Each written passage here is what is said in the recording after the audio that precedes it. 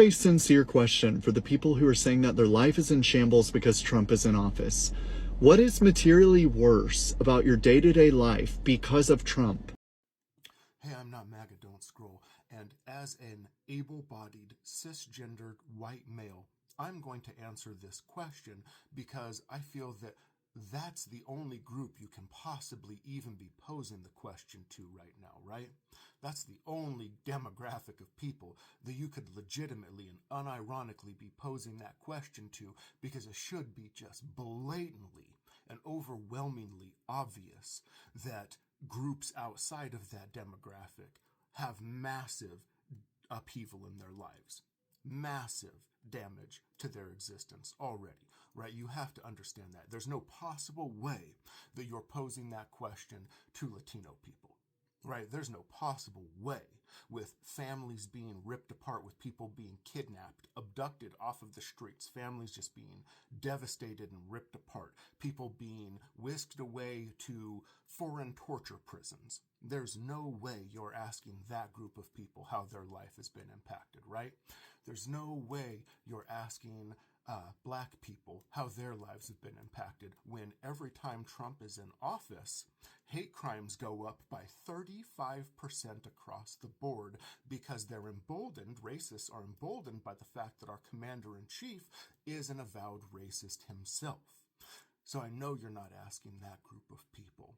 Transgender people have already been barred from military service and face a whole host of legislation, like 600 pieces of legislation against their existence. There are places where they will be arrested for dressing a certain way, for wearing clothing that isn't approved. I know you're not asking that group of people how they've been impacted. The SAVES Act passed. That's going to make it incredibly hard for women to vote coming down the pipeline. And if you haven't started the process of filing paperwork to get your voting situation in order, do it right now. All right? Change your name, do whatever paperwork you have to do to give yourself the ability to vote. Do not wait, because when it comes time to vote in 2026, they're going to make it really hard for you to go through that process. I guarantee you know they are going to try and suppress your vote. Do not wait. So I know you're not asking women that question. And right now, 13 million people are poised to lose their access to Medicaid, and DEI and other worker protection programs have already been attacked substantially. So I know you're not asking any disabled or other abled people how their lives have been impacted, right? There's no way you're asking any of those other groups of people how their lives have been impacted, because it should be glaringly obvious, right? We're not in question about any of the things that I just listed off, are we? So that leaves just able-bodied, cisgendered white males. And so we are also being impacted, as are everyone else. And that is sort of how privilege works, right? Is that we do get impacted by things, right? Like the economy. And when we get impacted by something, that means every single other demographic of people also gets impacted by that thing. And so while we're all being impacted by this same thing, this universal thing like the economy, right, we're dealing with just that.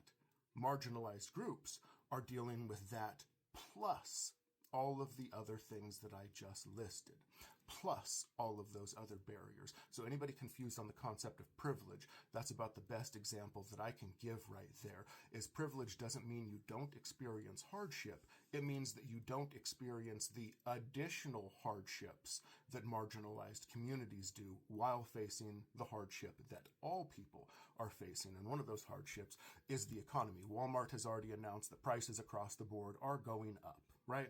That means that they're the largest retailer. Everybody else's prices are going to go up too. All right, they're all using the same manufacturers and distributors.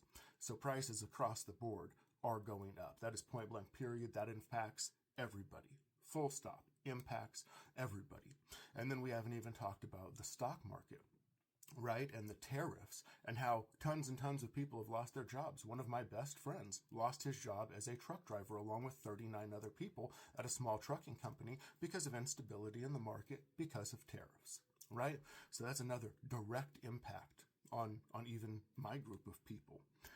And then further about the stock market, I hear you guys crowing about, oh, this record rebound. The stock market has never climbed so much so fast that it broke records. And you're crowing like it's a victory while completely ignoring the fact that it had that room to rebound to set a record because it broke a record falling first. It hasn't even reached the level that it was before.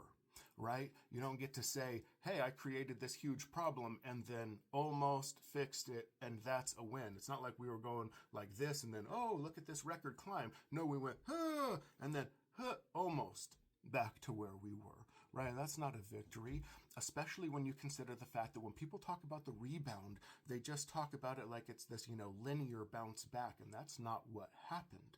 Right? When it rebounded, it didn't rebound to the same people, right? Because when you have small investors over here and big investors over here, and the market starts to drop, right? The gap that these people have, the distance that they can travel in a drop is substantially smaller than these people. These big investors, they're not going to lose everything. They can hold on to those investments. But these people with the smaller margins, they've got to sell when they get down here.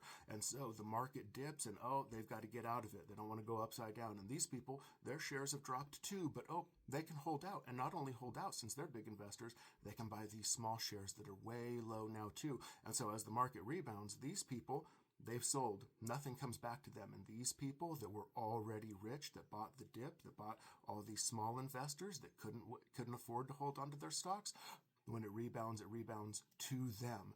This was a consolidation of wealth upward to the bigger investors. Small investors lost their ass. And so middle America once again took a hit. And the biggest investors, the richest people who already have the most money, made even more money again. So this wasn't a victory for us at all. And then the last thing, with the cost of everything going up across the board, I'm a small business owner. And it's very hard for me to absorb costs because my margins aren't huge like a big company's is. And so, yes, everybody across the board is feeling the impact to varied degrees. And if you don't see that, then you must have your head all the way up Trump's ass, because that's the only way that you can't see what is plainly in front of your face. Have the day you deserve.